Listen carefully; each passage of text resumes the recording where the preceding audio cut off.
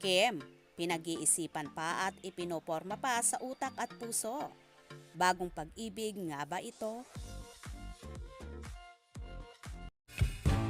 I'm overheated,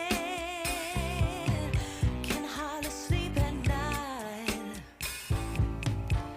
doing crazy dreaming. You're the reason why. Hiding by the baby.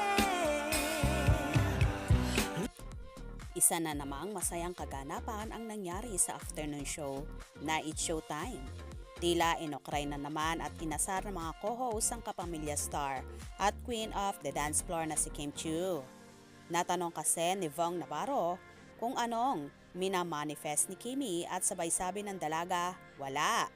Dito binanggit niya pa na pinag-iisipan pa, kung saan humirit naman si Karil na pinag-iisipan pa at ipinoporma pa sa utak at puso.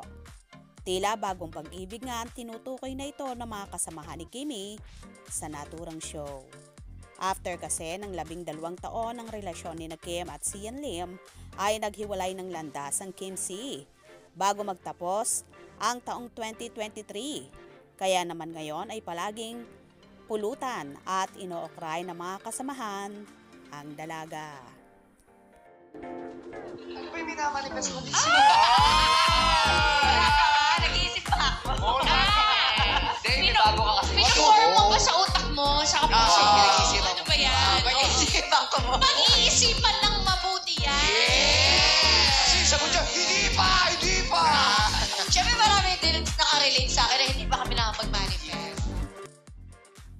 Ito naman ang maganda kay Chinita Princess na hindi talaga pikon sa mga co-host at nagpapasalamat din ang dalaga sa kanyang Showtime family na palaging nandyan para sa kanya na nagpapasaya sa lahat ng laban niya. Anyway, tila pinag-iisipan ngang mabuti ni Kim ang mga bagay-bagay lalong higit pagdating sa pag-ibig na tila nagiging maingat na nga siya ngayon sa pagkakataong ito. Tila may alam naman ang mga kasamahan sa naturang show na yon kung sino nga ba ang bagong nagpapasaya at nagpapangiti sa dalaga. Si Paulo Avellino kaya ba ito? Well, kung sino man ang dumating na bagong pag-ibig ni Kim, hangad ng lahat ng kaligayahan niya at sana talaga matagpuan na niya si Mr. Right na handa siyang pakasalan at samahan hanggang sa pagtanda niya. Kaya naman tumutok at wag na wag pahuhuli sa mga maiinit na kaganapan. Anong inyong magiging reaction sa bidyong ito? Comment below.